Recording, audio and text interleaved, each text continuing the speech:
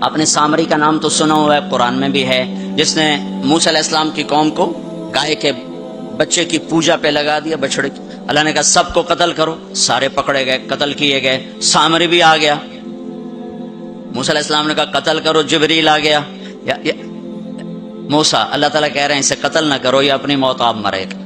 تو موسیٰ علیہ السلام کہنے لگے جو سارے کفر کا سبب بنا، اسے کیوں چھوڑ رہے ہیں؟ تو اللہ تعالیٰ نے کہا سخی ہے، سخی کو قتل کرنا مجھے اچھا نہیں لگتا، چھوڑ دو، اپنی موت آپ مر جائے گا۔ کافر کو سخاوت قتل سے بچا گئی، جب ایمان والا کوئی مرد عورت سخی ہوگا تو اللہ کی بارگاہ میں کیسے اونچے مرتبے لے کر جائے۔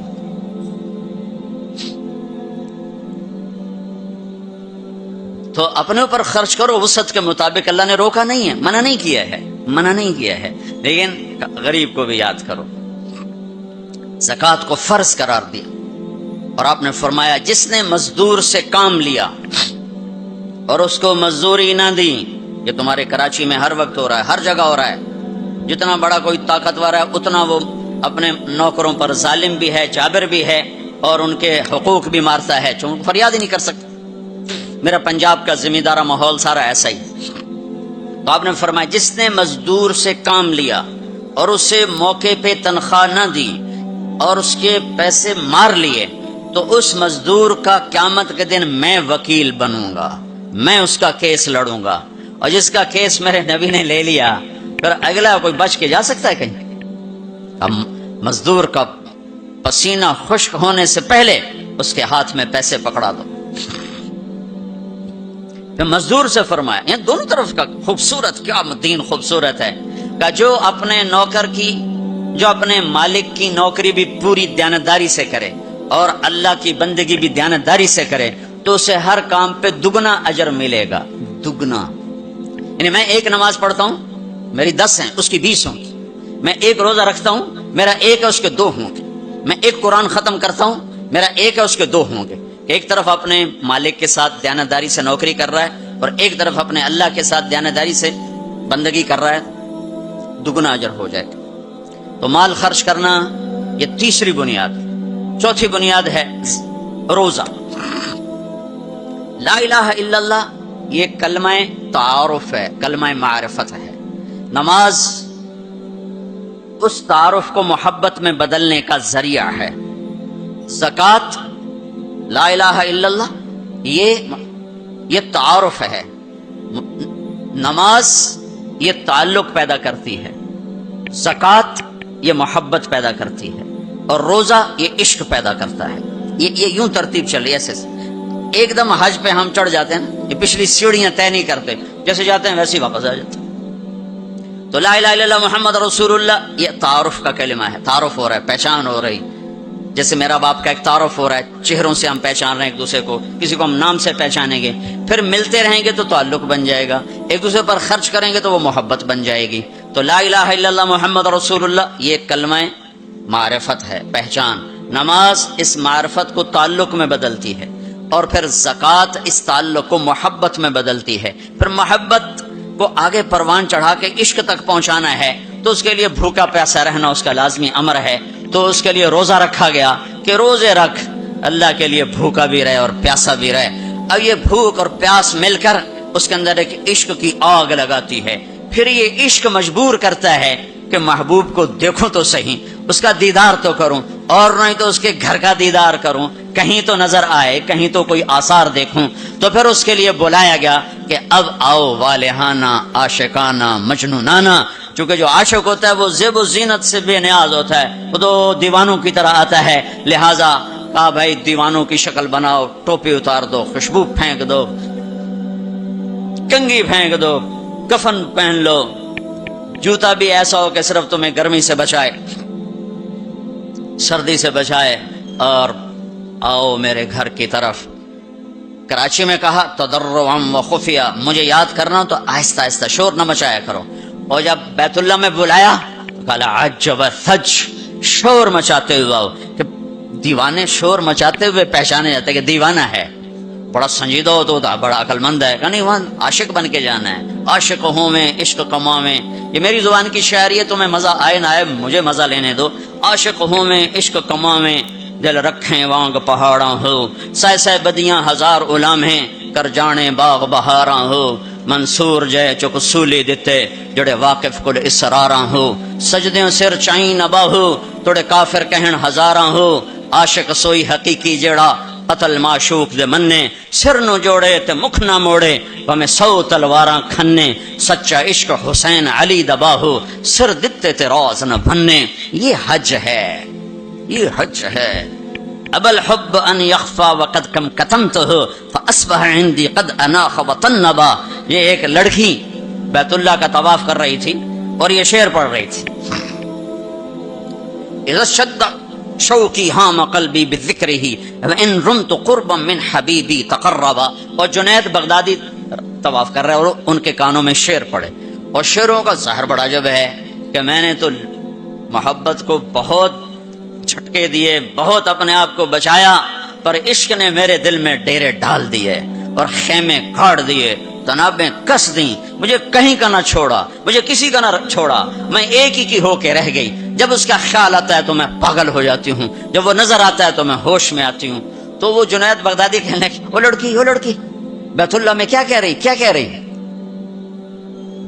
تو اس نے دیکھا اور ہنس پڑی، لولا التقى لم احجر عن طيب الوطن۔ کیا سمجھے ہو؟ میری بات کو غلط سمجھے ہو، مجھے میرے رب کا عشق رات کے اندھیرے میں یہاں لایا، میں کسی اور کی بات نہیں کر رہی۔ پھر کہنے لگی تم کس کا طواف کر رہے ہو؟ تو جنید کہنے لگے بیت اللہ کا۔ تو وہ زور سے ہنس پڑی اور یوں آسمان کو دیکھا، کہنے لگی واہ میرے رب، تیرے بھی کیسے دیوانے بندے ہیں جو تجھے چھوڑ کے پتھروں کا طواف کرتے ہیں، جو تجھے چھوڑ کے پتھروں کا طواف کرتے ہیں۔ جنید فرماتے میں تو بے ہوش ہو کے گر گیا، جب ہوش آیا تو وہ بچی جا چکی تھی۔ تو لا الہ الا اللہ محمد رسول اللہ پہ محنت تعارف، نماز پہ محنت تعلق، مال کا خرچ کرنا محبت، روزے رکھنا عشق، اور حج پھر وصال ہے، ملاپ ہے، ملاقات ہے۔ دیکھو نا، کوئی عبادت کی شکل ہی نہیں ہے کہ ایک آدمی ننگے سر ہے، 2 چادریں پہنی ہوئی ہیں اور بیت اللہ میں چکر لگا رہا ہے۔ بھائی کیا کر رہے ہو؟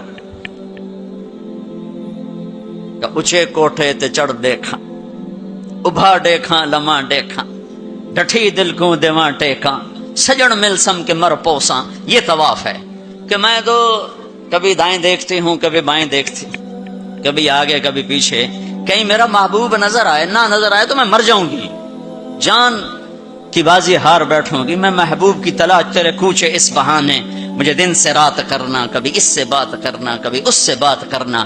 حج عشق ہے، وہ ہمیں حاصل نہیں ہوتا ہے، لہذا تھوڑی سی تکلیف آتی۔ عثمان جی پیسے اتنے لائے نہیں تھے، کی کیتا جے ساڑھے نہ، کیونکہ وہ تو کھانے پینے کا پروگرام ہے، کھابا پروگرام ہے، کیا بوفے مجھے یاد نہیں آ رہا تھا، بوفے ٹھنڈا ملا ہے، اس کے تو تصور میں ہی نہیں ہے کہ میں کسے ڈھونڈنے آیا ہوں۔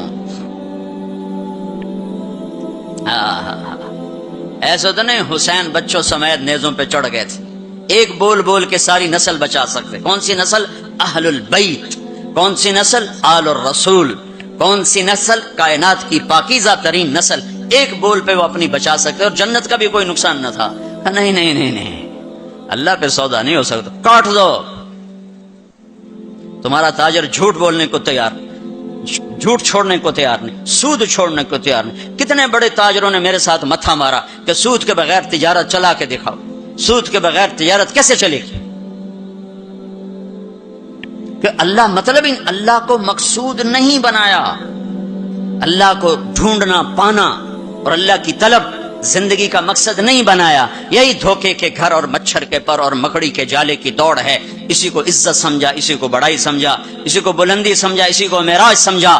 آج آنکھ بند ہوگی تو پتہ چلے گا کہ میں تو کسی بہت بڑے دھوکے کا شکار ہو کے آیا ہوں۔ اس لیے قیامت کا دن کو یوم التغابن بھی کہتے ہیں، تغابن کے نام پر سورت اتری ہے کہ اس دن لوگوں کو پتہ چلے گا ہائے دھوکے میں رہ گئے۔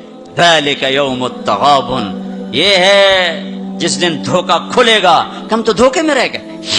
تو بھائیو بہنوں، حج کا اصل موضوع سمجھو، اللہ کو پانا اور اللہ کے لیے جینا اور اللہ کے لیے مرنا اور اللہ پہ مٹ جانا، یہ حج کا مغز ہے، یہ حج کی روح ہے۔ باقی اس کے اعمال ہیں، کچھ سفر کی ضرورتیں ہیں، کچھ وہاں رہنے کی ضرورتیں ہیں، کچھ حج کے جو شرعی اعمال ہیں کچھ ان کی ضرورتیں ہیں، لیکن جو حج کی روح ہے وہ ہے اللہ کو ڈھونڈنا، قبلہ بدلنا، قبلہ یہ دل اللہ کو دینا۔ ایک صحابہ نے پوچھا یا رسول اللہ ما الاسلام، یا رسول اللہ اسلام کیا ہے؟ آپ نے کہا ان تسلم قلبک للہ، دل اللہ کو دے دے یہ اسلام ہے، دل اللہ کو دے دے یہ اسلام ہے۔ تو بھائیو بہنوں طے کر کے جاؤ کہ زندگی کو بدل کے واپس آنا۔ اتنے سال اپنی مرضی کے گزار لیے، تو اب اللہ سے مل کے آ رہے ہیں، تو اب باقی زندگی اس کی مرضی پہ گزار دیں۔ اتنا زمانہ اپنی مرضی پہ گزارا ہے، تو اب باقی جو وقت حج کے بعد گزرے گا وہ اللہ کی مرضی پہ گزاریں کہ جو اللہ کہے گا وہ کریں گے، جس سے روکے گا اس سے روکیں گے، جو وہ فرمائے گا اس پر لبیک کہیں گے، جس سے ہٹائے گا اس سے پیچھے ہٹتے چلے جائیں گے۔ تو ہمیں اس کی روح حاصل ہو گئی۔ یہ عبادات ہیں، اور عبادات میں یہ سب سے عالی شان اللہ نے عبادت بنائی ہے الحج۔ اور ایک اور میں نے غور کیا، اللہ تعالیٰ نے نماز فرض کی تو فرمایا کہ ان الصلاۃ علی المؤمنین کتابا موقوتا، نماز ایمان والوں پر فرض ہے، اس میں اللہ کا نام کوئی نہیں ہے۔ کتب علیکم الصیام کما کتب علی الذین من قبلکم، تم پہ روزے فرض ہیں، اللہ کا نام اس میں کوئی نہیں ہے۔ من شہد منکم الشہر فلیصم، رمضان کا چاند دیکھو تو روزہ رکھو، اس میں اللہ کا نام کوئی نہیں ہے۔ لیکن جب اللہ نے حج کو فرض کیا تو میں وہ آیات دوبارہ پڑھ، ان الصلاۃ کانت علی المؤمنین کتابا موقوتا، نماز فرض۔ کتب علیکم الصیام کما کتب علی الذین من قبلکم، روزہ فرض۔ اقیموا الصلاۃ وآتوا الزکاۃ وانفقوا، زکات فرض۔ اور جب اللہ تعالیٰ حج فرض فرمانے لگے تو اس کو یوں پیش کرتے کتب علیکم الحج، تم پہ حج فرض ہو گیا، یہ نہیں۔ وللہ علی الناس حج البیت من استطاع الیہ سبیلا ومن کفر فإن اللہ غنی عن العالمین۔ جس طرح اللہ نے حج کو پیش کیا ہے کسی عمل کو ایسے پیش نہیں کیا، جس طرح اللہ پاک نے حج کو فرض بنا کے پیش کیا ہے کسی فرض کو ایسے پیش نہیں کیا کہ نام ہی اپنا ہے، وللہ وللہ وللہ۔ اور یہ جو لام ہے، پہلے لام پھر اللہ تو بن گیا للہ، تو لام کے یہاں دو مطلب ہیں۔ للہ، بھائی حج کیوں کر رہے ہو؟ اللہ کے لیے کر رہا ہوں، اور کوئی حاجی تو نہیں کروانا، اللہ کے لیے کر رہا ہوں۔ وللہ، بھائی کدھر جا رہے ہو؟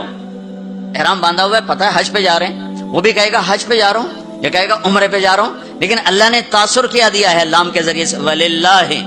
کہاں جا رہے ہو؟ کہا جی میں اللہ کی ملاقات پہ جا رہا ہوں، اللہ نے بلایا ہے تو میں ملاقات کے لیے جا رہا ہوں، وللہ۔ اتنی خوبصورت ابتدا ہے۔ اور پھر آگے حج فرض کرنا ہے ایمان والوں پر، اور ایمان والوں میں مالداروں پر، اور مالداروں میں صحت مند پر۔ تین شرطیں ہیں، ایمان بھی شرط ہے، مال بھی شرط ہے، صحت بھی شرط ہے۔ مال والا ہے صحت کوئی نہیں، حج ساقط۔ ایمان والا ہے مال کوئی نہیں، حج معاف۔ تو یہ تین، ایمان بھی ہو، مال بھی ہو، صحت بھی ہو۔ لیکن اللہ نے پیش کیسے کیا ہے؟ وَلِلَّهِ عَلَى النَّاسِ، عَلَى النَّاسِ میں کافر، مسلم، مشرک، مومن، سب، مالدار، غریب، فقیر، امیر، سب، بیمار، صحت مند، سارے، معذور، دوسرے، سارے۔ عَلَى النَّاسِ، عَلَى النَّاسِ۔ ہے کوئی میرے بندوں میں جو اپنے رب سے ملاقات چاہتا ہو؟ ہے کوئی جو اللہ کی ملاقات چاہتا ہو؟ انداز یہ ہے۔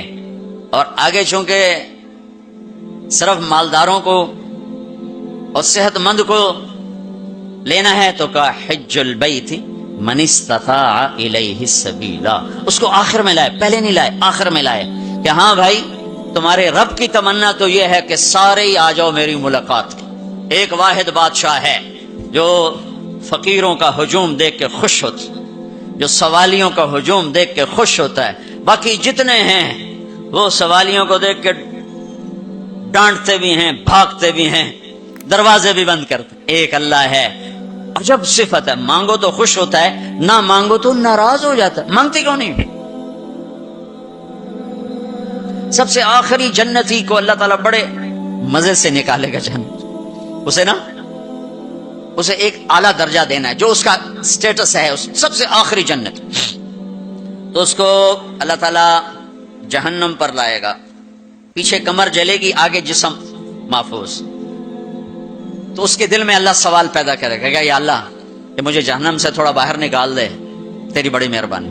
تو اللہ کہے گا اور کچھ پھر مانگو گے؟ کہ نہیں، بالکل نہیں مانگتا ہوں۔ تو اللہ اس کو جہنم سے باہر نکال دے، تو آگے تھوڑی سی جنت دکھا دے گا۔ اب آدمی کی حرص و حوث تو ختم ہو نہیں سکتی، تھوڑی دیر بعد کہے گا یا اللہ وہ چھوٹی سی جنت مجھے دے دے، تیری بڑی مہربانی۔ تو اللہ کہے گا پھر اور تو نہیں مانگے گا؟ کہ نہیں، بالکل تیری عزت کی قسم نہیں مانگتا ہوں۔ تو اللہ وہاں پہنچا دے گا۔ تھوڑی دیر کے بعد ایک اور اس کو درجہ دکھا دے گا۔ جب ادھر دیکھے گا، پہلے آدمی پیدل اور کہتے اللہ سائیکل ہی دے دے، جب سائیکل آ جاتا ہے پھر کہتا ہے اللہ موٹر سائیکل دے دے، جب موٹر سائیکل آ جاتا ہے پھر کہتا ہے اللہ گڈی دے دے چاہے سزوکی کیوں نہ ہوئے، جب سزوکی آ جاتی بھائی اللہ ٹوٹا ہی دے دے۔ تو آدمی کا حرص آگے آگے جاتا ہے، تو تھوڑی دیر تک تو دیکھتا رہے گا، پھر چپ، پھر کہے گا جی اللہ یہ مجھے درجہ دے دے، تیری بڑی مہربانی۔ تو اللہ فرمائیں گے پھر آگے تو نہیں مانگو گے؟ نہیں، تیری عزت کی قسم آگے نہیں مانگتی۔ تو اللہ وہاں پہنچا دے گا، پھر اس کا اصلی مقام اس کو ظاہر کرے گا جہاں اس نے جانا ہے۔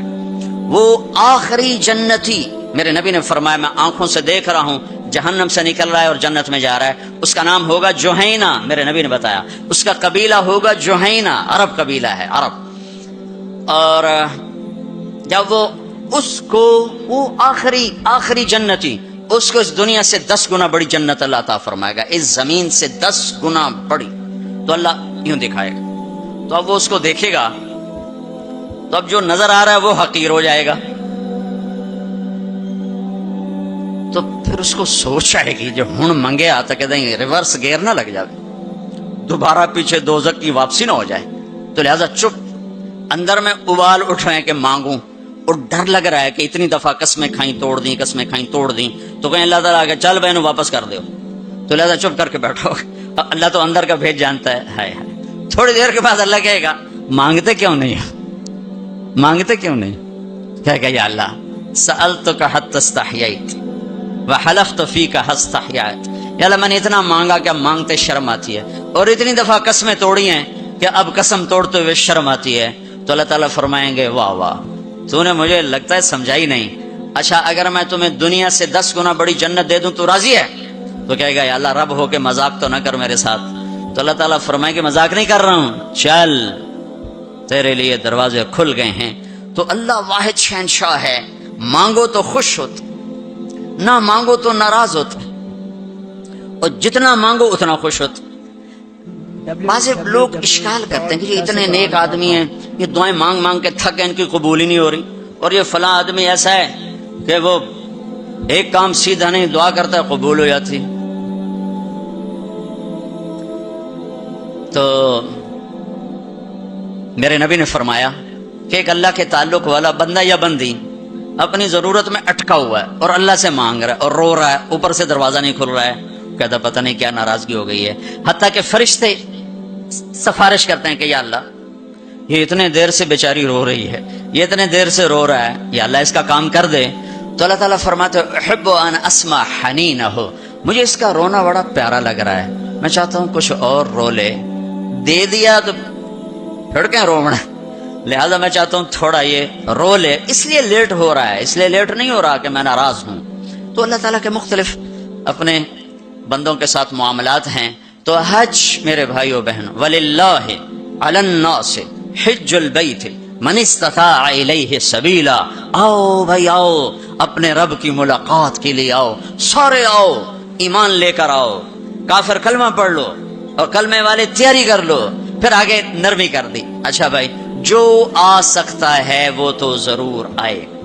اس پیشکش میں اتنی محبت تھی کہ سننے والے کو یہ شک پڑ سکتا تھا کہ لگتا ہے اللہ کو ہمارے حج کی ضرورت پڑ گئی ہے، تو تو پھر ومن کفرا نہیں آؤ گے نا, یہاں کفر سے مراد کافر ہونا نہیں, ومن کفرا جو حج پہ نہیں آتا, فإن اللہ لغنی عن العالمین, تو مجھے صرف تمہاری نہیں, مجھے تو کل کائنات کی پرواہ کوئی نہیں, تم نہیں آؤ گے تو کیا ہو جائے گا.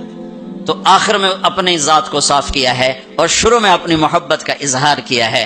تو بھائی بہنوں, یہ نیت کر کے جاؤ کہ واپس والی زندگی وہ نہیں ہوگی جو پہلے تھی, وہ نہیں ہوگی جو پہلے تھی. تو اللہ کی ملاقات اس طرح ہو کہ ماضی اور حال اور ہو جائیں اور مستقبل اور ہو جائے, تو گویا ہم اللہ کی بارگاہ میں اپنی مہر لگوا کے آ گئے. یہ اسلام کا عبادت کا پہلو ہے. یہ عبادت کا پہلو اس وقت مکمل ہوگا جب اس کے ساتھ اخلاق کا پہلو جڑے گا, وہ ہے لوگوں کے حقوق ادا کرنا. سب سے انشاءاللہ میں اللہ کے نبی کا خطبہ پڑھ کے سناؤں گا عرفات میں. 3 دن آپ نے تقریر فرمائی, تینوں دن ایک ہی جگہ سے بیان شروع کیا. لوگوں, تمہاری عزتیں, تمہارے جان, تمہارے مال ایک دوسرے کے لیے حرام ہو گئے. کسی کی عزت پہ, کسی کے مال پہ, کسی کی جان پہ ہاتھ نہ ڈالنا. اور آخری جملہ ہے لا ترجعوا بعدی کفارا یضرب بعضکم رقاب بعض. دیکھو میرے بعد کافر نہ ہو جانا کہ ایک دوسرے کے گلے کاٹتے پھر رہے ہو. ایک دوسرے کے گلے کاٹتے پھرنا گویا میرے نبی کی نظر میں کافر ہو جانا ہے. یہ آخری جملہ تھا. اور پھر ایک اور آخر, لا تسودوا وجہی یوم القیامہ. دیکھو مجھے قیامت کا دن تمہاری وجہ سے شرمندہ نہ ہونا پڑے, مجھے شرمندہ ہونے سے بچانا. یہ آپ کے خطبات کے آخری الفاظ ہیں. تو ایک تو اس کی تفصیل حج کیسے کرنا, وہ کتابیں موجود ہیں, سارے کو چھوٹے چھوٹے پمفلٹ موجود ہیں, آپ آسانی سے اس کو فالو کر سکتے ہیں. اور اگر اس میں کوئی اونچ نیچ ہو جاتی ہے تو مینا بکروں سے بھرا پڑا, 1 بکرا دے دو, 2 دے دو, 4 دے دو, 5 دے دو, جتنے مرضی دے دو, وہ ہو جائے گا. تو جب تم اتنے پیسے خرچ کر کے جا رہے ہو تو میرے نبی سے پوچھا گیا, یا رسول اللہ سب سے بہترین حج کیا ہے؟ الحج والسج, سب سے بہترین حج ہے لبیک کہنا زور زور سے, اور قربانی کرنا اپنی وسعت کے حساب سے, خون بہانا, قربانی کرنا.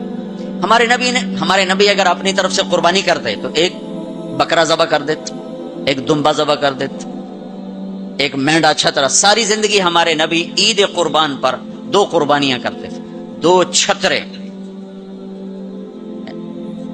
1 اپنی طرف سے کرتے تھے اور 1 امت کی طرف سے کرتے تھے, ساری 2. لیکن جب آپ نے حج کیا تو آپ نے کتنی قربانیاں فرمائیں؟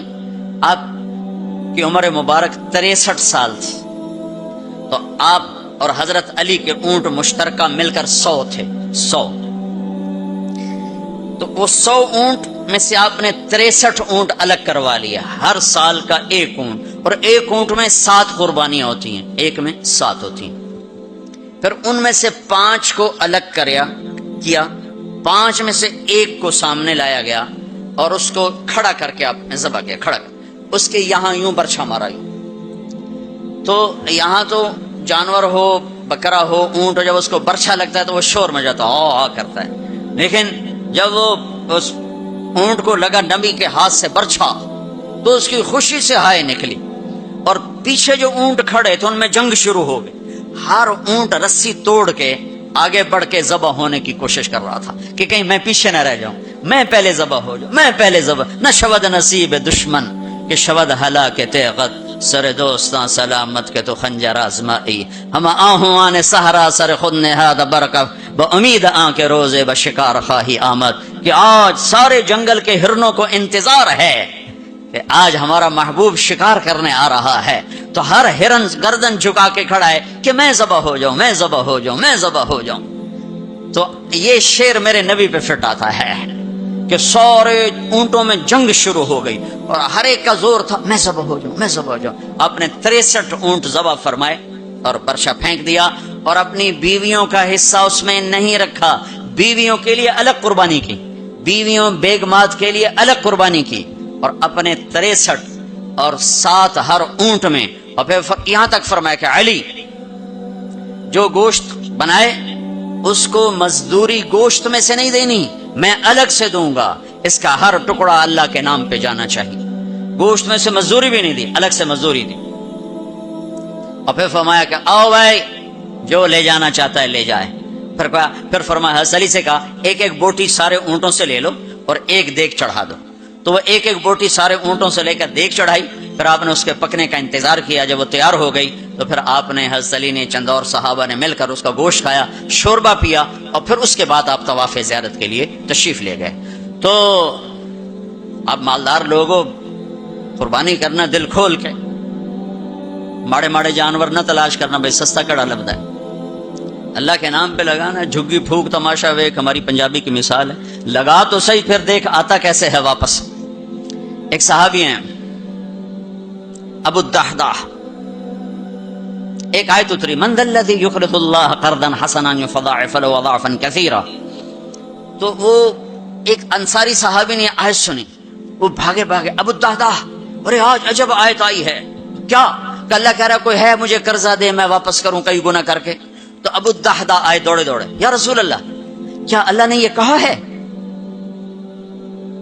کہ مجھے قرضہ دو میں واپس کروں؟ کہاں؟ کہا یا رسول اللہ، اللہ کو کیا ضرورت قرضہ مانگنے کی، کہ اللہ چاہتا ہے اس کے بدلے اللہ تمہیں جنت دے۔ کہا اچھا اگر میں اللہ کے نام پہ دوں تو آپ وعدہ کرتے ہیں میری جنت کا؟ ہاں وعدہ۔ کہ میری بیوی کی جنت کا؟ کہاں وعدہ۔ کہ میرے بچوں کی جنت کا؟ کہا ابو دحداح تو زیادہ ہی مانگتا جا رہا ہے، پر تیرے بچوں کا بھی؟ کہا یا رسول اللہ ہاتھ بڑھائیں، میرے 2 باغ ہیں، دونوں اللہ کے نام پہ صدقہ۔ ہم کہا نہیں ایک دے دو، ایک رکھ لو، ایک بچوں کے لیے رکھو، ایک اللہ کے نام پہ دو۔ کہا اچھا پھر میرا وہ باغ جس میں 600 کھجوریں ہیں وہ میں نے اللہ کو دے دیا۔ ہم کہا ٹھیک ہے، جا تو، تیرے بچے، تیری بیوی، جاؤ جنت۔ انہوں نے وہاں سے دوڑ لگائی اور باغ میں نہیں گئے، باہر کھڑے ہو گئے کہ کہیں اندر جا کے نیت نہ بدل جائے، جیسے یعنی لوگ سودے سے پھرتے ہیں، دوڑم سارے لٹو بنے ہوئے، 4 پیسے اوپر گیا سودے سے پھر گئے، 4 پیسے نیچے گیا سودے سے پھر گئے، جیسے ایمان اور زبان کا بول کوئی چیز ہی نہیں۔ پیسہ ہی خدا بناؤں بھائی، پیسے کے پیچھے ایمان بھی بک رہا ہے، عزت بھی بک رہی ہے، غیرت بھی بک رہی ہے۔ میرے نبی نے فرمایا میرا امتی ہر گناہ کر سکتا ہے، ایک جھوٹ نہیں بول سکتا، ایک دھوکہ نہیں دے سکتا۔ سارا کراچی جھوٹ اور دھوکے کا، کراچی نہیں، میرا ملتان لے لو، لاہور، سندھ، بلوچستان لے لو، سرحد لے لو، جھوٹ جھوٹ جھوٹ، دھوکا دھوکا دھوکا۔ میرا امتی ہر گناہ کر سکتا ہے، جھوٹ نہیں بول سکتا، دھوکا نہیں دے سکتا۔ ساری تجارت، سارا سب کچھ اس پہ آ چکا۔ تو آپ باہر کھڑے ہو گئے، کہنے گئے ام الدحداح، بیوی کو بلایا، کہا کیا ہوا؟ کہا باہر آؤ باہر آؤ باہر آؤ۔ کیوں؟ کہا باغ اللہ کو دے دیا۔ اچھا، اس کے بدلے میں تیری میری بچوں کی جنت پکی ہو گئی۔ ان کا ربح البیع ربح البیع، مبارک ہو مبارک ہو، بڑا اچھا سودا کیا، بڑا اچھا سودا کیا، بڑا اچھا سودا کیا۔ تو بھائیو، گن گن کے رکھنے کے شوق نہ کرو، لگانے کا شوق رکھو، اپنے اوپر بھی لگاؤ، اللہ روکتا نہیں۔ کماؤ حلال، حرام نہ ہو، جھوٹ نہ ہو، سود نہ ہو، خیانت نہ ہو، جوا نہ ہو، سٹا نہ ہو، ذخیرہ اندوزی نہ ہو۔ تم سارے تاجر، کراچی کے نہیں پورے پاکستان کے تاجر عبد الرحمن بن عوف کی جیب میں آ جاؤ، جیب میں عبد الرحمن بن عوف رضی اللہ عنہ جو 10 بڑے صحابہ میں ایک، آپ نے کہا ابو بکر جنتی، عمر جنتی، عثمان جنتی، علی جنتی، زبیر جنتی، طلحہ جنتی، سعد بن ابی وقاص جنتی، عبد الرحمن بن عوف جنتی، عبد الرحمن بن عوف، ابو عبیدہ بن جراح جنتی، سعید بن زید جنتی۔ یہ 10 ٹاپ 10 صحابہ ہیں، ان میں ایک عبد الرحمن ہے۔ جب ان کا انتقال ہوا تو 3 ارب 10 کروڑ 20 لاکھ دینار، اے کاغذ دے نوٹ نہیں، تو انہوں کیویں بے وقوف بنا چھڑا سارے نے، کاغذ چاہ کر ٹورے ودن، کوئی سیٹ صاحب، کوئی میاں صاحب، کوئی شیخ صاحب، وہ نرا کاغذ ہی کاغذ، ہوں کاغذ بھی واپس لے کے پلاسٹک دے چھڑیا ہے، کارڈ ہے جی کارڈ۔ مطلب ہم کیسے بدھو بنے، کیسے بدھو بنے؟ ارے دولت سونے اور چاندی کا نام ہے، یہ کاغذ پہ ڈالر باڑے چلے جاؤ، ڈالر بھی لے لو، پاؤنڈ بھی لے لو، جو جتنے مرضی باڑے چلے لو۔ تمہیں بے وقوف بنایا ہے دنیا کے بنیوں نے، تمہیں کاغذ پکڑا دیا، تم سے جائیدادیں لے لی، اور پھر کاغذ بھی واپس لے کر تمہیں کارڈ پکڑا دیے۔ وہ فن لینڈ سے واپسی ہو رہی تھی تو وہ ہمیں بڑا کمرہ چاہیے تھا، وہ کمرہ چھوٹا تھا، وہ کروز تھا، یہ جو بڑے بڑے بحری جہاز چلتے، تو ہمیں کمرہ چھوٹا ملا۔ تو میں نے کہا یار کوئی بڑا کمرہ، تو ہماری جماعت بڑی ہے تو کوئی بیٹھنے کی ہو، کوئی سونے کی ہو۔ تو ہم وہاں گئے کاؤنٹر پر، تو اس نے کہا جی آپ 2500 کراؤن دے دیں تو ہم آپ کو کمرہ دے دیتے ہیں. ہم نے کہا لے لو. کہا نہیں ہم پیسے نہیں لیتے. کیا لیتے ہیں؟ کارڈ. وہ کہا بھائی پیسے تو زیادہ. ہم کہا نہیں کارڈ لیں گے. اب ہمارے تو پاس کارڈ نہیں تھے تو سویڈن کا ایک ساتھی ہمارے ساتھ تھا تو اس نے اپنا کارڈ دیا تو انہوں نے وہ اس کو کراس کیا تو اس میں انہوں نے ہمیں بڑا کمرہ دے دیا. تو تمہیں تو پاگل بنا گیا بنیا, دنیا کا سب سے بڑا بنیا, تمہیں کاغذ دے کے تمہیں سیٹ صاحب بنا دیا, شیخ صاحب بنا دیا, پتہ نہیں کیا کچھ بنا دی. اور عبد الرحمان جو چھوڑ کے مر رہے ہیں وہ کاغذ نہیں 3 ارب 10 کروڑ 20 لاکھ دینار. ایک دینار 4.5 ماشے کا ہوتا تھا. اور ایک ماشا میں نے سنار سے پوچھا کتنے کا ہوتا ہے, انہوں نے کہا 5000 روپے کا ماشا چل رہا ہے. اب اس کو تم ضرب تقسیم کر کے دیکھ لو کہ عبد الرحمان کتنا چھوڑ کے دنیا سے تشریف لے گئے تھے. ہم نے کہا عبد الرحمان تاجر الرحمان, عبد الرحمان یہ رحمان کا تاجر ہے, رحمان کا تاجر ہے. اتنی بڑی تجارت کی کہ میری تجارت کے 4 اصول تھے. آپ میں تاجر بھی ہوں گے بڑے بڑے. میری تجارت کے 4 اصول رہے. کبھی ادھار نہیں خریدا. نمبر 1, تمہاری ساری مارکیٹ نکل گئی, اس پہلی شرط ہی ساری مارکیٹ آؤٹ ہو گئی. کبھی ادھار نہیں بیچا, جڑے 2-4 رہ گئے وہ بھی بچوں نکل گئے. کبھی ادھار نہیں خریدا, کبھی ادھار نہیں بیچا. جس نے ادھار خریدا بھی ہو اور ادھار بیچا بھی ہو ان کو دی رات نیند آ سکتی. لین والے سر تے چڑھے ہوں, دیون والے لکے ہوئے ہیں, کدے جاوے. نہ بیوی اچھی لگے نہ بچے اچھے لگے. تو جس نے نقد خریدا نقد بیچا ہو تو آرام نال ستا بوجھے پیسے بوجھے چین کسی کو نہ لونا نہ دیونا. تو میں نے کبھی ادھار نہیں خریدا, میں نے کبھی ادھار نہیں بیچا, میں نے کبھی اسٹاک نہیں کیا. میں نے زندگی بھر کبھی اسٹاک نہیں کیا کہ پڑ جائے پروفٹ تو پھر بیچوں, جب پروفٹ ملا فوراً بیچ دیا. میں نے کبھی سودے کا عیب نہیں چھپایا, میں نے کبھی سودے کا عیب نہیں چھپایا. میرا ایک عزیز کہنے لگا جی مجھے یہ کپڑا مارکیٹ فیصلہ آباد میں کسی تاجر سے میری بات کرا دے, میں ذرا کپڑے کا کام سیکھ لوں. میں نے ایک سے کہہ دیا, اس نے کہا جی بھیج دو. ہفتے بعد وہ بچہ واپس آیا. اس بچے کے 4 مہینے تبلیغ میں لگے ہوئے تھے. میں نے کہا واپس کیوں آ گئے ہیں؟ کہ جو تھے پہلا کام میں سکھائیں دن کہ عیب لکاونا کیویں, پہلے یہ سکھاتے ہیں کہ عیب چھپانا کیسے. میں کہا چنگا کیتا ہی واپس آ. تو عبد الرحمان جیسے تاجر بنو. ادھار نہیں, ادھار لینا منع نہیں ہے, ادھار دینا منع نہیں ہے. ہاں چین سکون کے لیے, تاکہ تانوں گولیاں نہ کھاونیاں پڑ, نیندراں چڑیاں کتھے رہ گئیاں. ایک اربوں پتی آدمی کی بیگم کا فون ہے, مولانا میں دنیا کی بدقسمت ترین عورت ہوں. میں نے کہا کیا ہوا؟ ساری رات نیند نہیں آتی, ساری رات نیند نہیں آتی.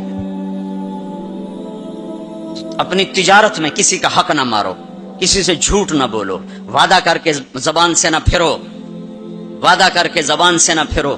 اپنے سودے میں کو ہیرا پھیری نہ کرو. اس میں کچھ مسئلہ تو بتاؤ. یہ ایک تاجر میرا یہ بیان سن رہا تھا, یہ گاڑیوں کا, پشاور کا تھا بیان, کہیں اور ہو رہا تھا. ہماری جماعت گئی پشاور تو اس کا سب سے بڑا شو روم ہے پشاور, تو مجھے لے گیا. تو ایک گاڑی کھڑی تھی ٹویوٹا. کہنے لگا مولانا یہ گاڑی آپ کی وجہ سے 1 سال ہوا ہے نہیں بکی, میری وجہ سے. میں تو آج پہلی بار آیا کہ آپ کا بیان سنا تھا کہ سودے کا عیب بتاؤ. تو یہ گاڑی اتارتے ہوئے, نئی گاڑیاں بیچتا ہے, پرانی نئی گاڑی کا. بعضی گاڑیاں جب اتار رہے ہوتے ہیں تو کہیں نہ کہیں سے لگ جاتی ہیں, پھر ہم اس کو پینٹ پونٹ کر کے کہتے ہیں بالکل فریش ہے. تو یہ گاڑی لگ گئی تھی. تو اب جو آتا ہے میں اس کو بتاتا ہوں یہاں سے لگی تھی, ہم نے پینٹ کیا, کہتے ہیں چھوڑو سن ہور دیو, کہ 1 سال ہو گیا. میں کہا چل میں خریدار ہوں, مجھے دیکھا. نہیں تیرے سے میں نہیں ڈالتا. تو ہماری جماعت وہیں تھی. 1 ہفتہ نہیں گزرا تھا کہ اس کا فون آیا کہ وہ میری گاڑی بک گئی. اتنا ہی اللہ دیکھتا ہے, تھوڑا سا دیکھتا ہے, بھائی کچا ہے کہ پکا ہے. تو صرف حج کر کے گناہ نہ بخشواؤ, سچی تجارت کر کے گناہ بخشواؤ. میرے نبی کا فرمان ہے جو صبح سے شام تک بچوں کو حلال کمانے کے لیے تھکتا ہے اور تھک کے شام کو گھر جاتا ہے, اس کے اس دن کے سارے گناہ معاف ہو جاتے. تو بھائیو بہنوں, دین کا دوسرا حصہ ہے اللہ کے بندوں کے ساتھ حسن سلوک, ماں باپ کے ساتھ, بیوی کا خامند کے ساتھ, خامند کا بیوی کے ساتھ. اس زبان نے وہ آگ لگائی ہے کہ پوری دنیا میں جو آگ زبان نے لگائی ہے اتنی پیٹرول اور گیس سے بھی آگ نہیں لگتی. تو میں آپ سب سے اخلاق کے معاملے میں ایک بات, اس زبان کی حفاظت کرو, اس سے جھوٹ نکال دو, غیبت نکال دو, گالی نکال دو، دل آزاری نکال دو، دل شکنی نکال دو، جو کر جائیں سہ جاؤ، چپ کر جاؤ، پی جاؤ۔ میرے رب کی قسم، بڑے بڑے ولی ابدال تمہاری گرد کو نہیں پکڑ سکے۔ جس نے زبان کی حفاظت کی اسے کوئی پکڑ نہیں سکتا، وہ اتنی تیز رفتاری سے نکلے گا۔ تو یہ پوری زندگی میں نے بیان کی ہے مختصر وقت میں، صرف حج نہیں میرے سامنے موضوع، یہ ساری چیزیں ہماری زندگی کے ضروری فیکٹر ہیں۔ اور آخری جو میں اخلاق بتا رہا ہوں، حقوق العباد بتا رہا ہوں، یہ بڑا خوفناک چیپٹر ہے۔ اللہ سے معاملہ کچھ گنجائش ہے چونکہ اللہ سخی ہے، لیکن لوگوں سے معاملہ پڑا تو کم بڑا کھو جائے گا۔ اس لیے اللہ تعالیٰ فرمائے گا یہ معاف کرے تو میں کر دیتا ہوں، یہ نہ کرے تو میں نہیں کرتا، تو پھر کیا کریں؟ آپ نے فرمایا میری امت کا سب سے غریب آدمی کون ہے؟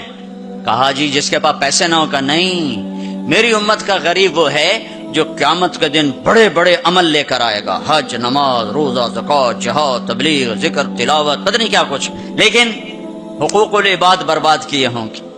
کسی کو گالی دی، کسی کو تھپڑ مارا، کسی کی زمین دبائی، کسی کا گھر دبایا، کسی کے خلاف جھوٹا کیس کیا، جھوٹی گواہی دی، نوکر کو مارا، نوکرانی کو مارا، وہ سارے آ جائیں گے یا اللہ ہمارا حق، کہ اتنی نمازیں دے دو، اتنے روزے دے دو، اتنے عمرے دے دو، اتنے حج دے دو، اتنا ذکر دے دو، اتنی تلاوت دے دو۔ وہ مائنس ہوتے ہوتے ہوتے ہوتے ہوتے وہ زیرو ہو جائے گا، ابھی حقدار باقی ہوں گے۔ تو پھر اللہ تعالیٰ فرمائے گا ان کے گناہ اس کے سر پہ ڈالو۔ ساری زندگی زنا نہیں کیا اور لوگوں کے زنا سر پہ پڑ رہے، ساری زندگی شراب نہیں پی، لوگوں کی شراب سر پہ پڑ رہے، ساری زندگی جوا نہیں کھیلا، لوگوں کے جوئے سر پہ پڑ رہے۔ اور آپ نے فرمایا کہ ساری زندگی کی عبادتیں کھو کر اور لوگوں کے گناہ سر پہ لے کر یہ جہنم میں جا کے گرے گا، یہ میری امت کا غریب ہے۔ تو اپنے اخلاق بھی بھائیو بہنوں ٹھیک کرو، اور یہ ایک زبان ٹھیک کر لو تو سارے اخلاق ٹھیک ہو جائیں۔ میرے نبی نے فرمایا معاذ تمہیں سارے دین کا خلاصہ بتاؤں؟ کہا جی کیا؟ مجھے دیکھنا، پچھلے بھی ذرا نظر اٹھا کے مجھے دیکھنا۔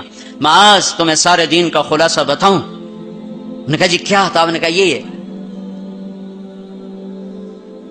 تم بھی دیکھ لو بھائی،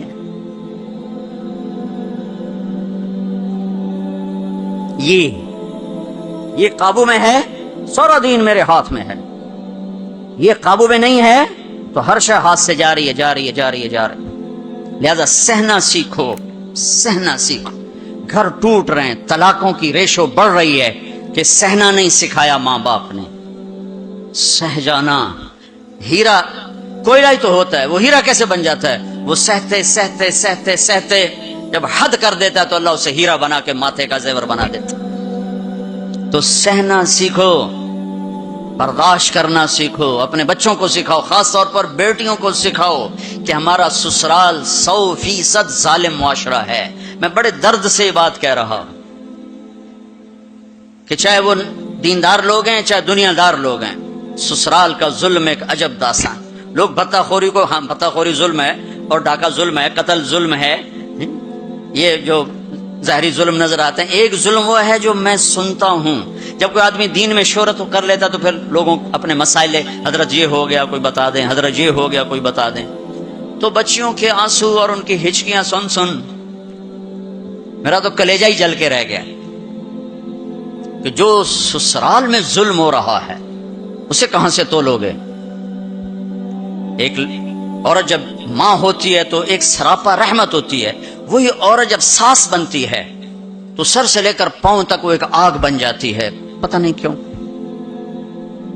تو اپنی بچیوں کو صبر سکھاؤ، یہ بھی سکھاؤ کہ بیٹی بس زبان بند رکھنا، سہ جانا، نہ کر لبوں کو سی، عشق ہے دل لگی نہیں، سینے پہ تیر کھائے جا، آگے قدم بڑھائے جا۔ آگے بڑھنے کا راستہ ہے، زبان سی لو، لب سی لو، زبان تالو سے لگا لو اور لوگوں کے سہتے جاؤ، سہتے جاؤ۔ میرے رب کی عزت کی قسم، عزتیں تمہارے غلام بن کر آئیں گی، اللہ کی رضا کا تاج تمہارے سر پہ سجایا جائے گا، عزت کے سہرے اللہ کا نبی تمہارے گلے میں ڈالے، تمہارے ماتھے کو روشن کیا جائے گا۔ سہنا سیکھو، سہنا سیکھو۔ بھائی بھائی سے ٹوٹا، میاں بیوی میں لڑائی، خاوند بیوی کی برداشت نہیں کرتا، بیوی خاوند کی برداشت نہیں کرتا، ماں باپ اولاد کی نہیں برداشت کرتا، اولاد ماں باپ کی نہیں برداشت کرتا۔ سہنا سیکھو۔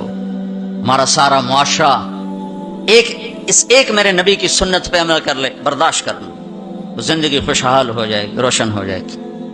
تو اللہ تعالیٰ آپ کا حج کا سفر قبول فرمائے۔ میں نے جو کہنا تھا کہہ دیا، پھر وہاں کچھ باقی باتیں یاد آئیں تو وہاں کہہ دوں گا، اور جب آپ حج سے واپس آ جائیں کچھ وقت تبلیغ میں ضرور لگائیں کہ یہ ایمان کو سیکھنے کی فرقہ واریت سے پاک ایک محنت ہمیں اللہ نے دی ہے، اور صدیوں کے بعد ایسا کام ملا ہے کہ جس سے لوگوں کو دین مل رہا ہے۔ اسپین میں جہاں میرا بیان تھا وہ ایک ہال تھا بہت بڑا، جس میں سارے دنیا سے علماء آتے ہیں یا کوئی سیاسی لوگ آتے ہیں، تو وہ وہاں ان کی تقریریں ہوتی ہیں۔ لہذا وہاں ایک سسٹم ہے کہ جو بھی اسپیکر بیان کرے گا آٹومیٹک اس کا بیان اسپینش میں ٹرانسلیٹ ہو کر پولیس کے پاس چلا جائے گا۔ تو میں نے وہاں بیان کیا، تو رات کو لیٹ نائٹ ایک ساتھی ہے کہ جو چیف پولیس ہے، یعنی ڈی آئی جی سمجھ لو، وہ کہتا ہے کہ میں نے آپ کے اس عالم سے ملنا ہے، میں ان سے ملنا چاہتا ہوں۔ تو میں نے کہا ٹھیک ہے مل لیتے ہیں۔ تو 2 دن کے بعد ہماری ملاقات ہوئی۔ وہ کہنے لگا کہ جو باتیں آپ نے کی ہیں ہم نے کبھی زندگی میں سنی نہیں، ہمارے پاس تو ہر چیز آتی ہے۔ آپ نے اسلام پیش کیا ہے، آپ نے انسانیت کو پیش کیا ہے۔ یہ ایک غیر مسلم کہہ رہا ہے، غیر مسلم، کہ اگر ہر آنے والا اسکالر ایسے ہی بولے جیسے آپ بولے ہیں تو ساری دنیا میں امن قائم ہو جائے گا۔ میں آپ سے درخواست کرتا ہوں آپ سال میں 2 دفعہ اسپین آیا کریں، 2 دفعہ۔ میں کہا بھائی ذمہ داراں دا بوجھ آوے لوندا ایڈے میرے کو ٹکٹ فالتو کوئی نہیں کہ یہ تو تمہیں سنا رہا ہوں۔ میں نے کہا اچھا جی میں انشاءاللہ آیا کروں گا سال میں 2 دفعہ۔ کب سال میں 2 دفعہ آئیں؟ آپ کی باتوں کی صرف مسلمانوں کو ضرورت نہیں ہے، ہماری قوم کو بھی ضرورت ہے جو باتیں آپ نے کی۔ تو میں نے کیا بیان کیا؟ اخلاق، یہ جو آپ سے بیان کر رہا ہوں۔ عبادات تو وہ سمجھتے نہیں، میں نے نماز کی بات کیوں نہیں کیا خبر، لیکن میں اخلاق کو بولا، ماں کے ساتھ کیا کرنا ہے، بیوی کے ساتھ کیا کرنا ہے، باپ کے ساتھ، بہن کے ساتھ، بھائیوں کے ساتھ، بچوں کے ساتھ، پڑوسیوں کے ساتھ، تو وہ ہل کے رہ گئے۔ پونا گھنٹہ میرے پاس بیٹھا ہے۔ تو میں نے ساتھیوں سے کہا کہ چھوٹے چھوٹے گفٹ لانا، ان کو دیں گے۔ جب وہ مجلس ختم ہوئی تو میں نے وہ تھے یہ اپنا خوشبو تھی، تو میں نے کہا ہمارے نبی کی سنت تھی جب کوئی اہم لوگ آتے تھے تو آپ ان کو ہدیہ دیتے تھے، تو میں اپنے نبی کی سنت میں آپ کو یہ گفٹ کرتا ہوں۔ تو تینوں کھڑے ہو گئے، انہوں نے کھڑے ہو کر وہ مجھ سے وصول کیے، اور پھر جب وہ گئے تو مجھے میرے سامنے نہیں دوسرے سے کہا کہ ہم اور بھی مسلم اسکالر سے ملے ہیں، ہمیں کسی نے اتنی عزت نہیں دی جتنی آپ کے اس ساتھی نے دی ہے۔ تبلیغ والوں نے ہمیں سکھایا کہ سب کو عزت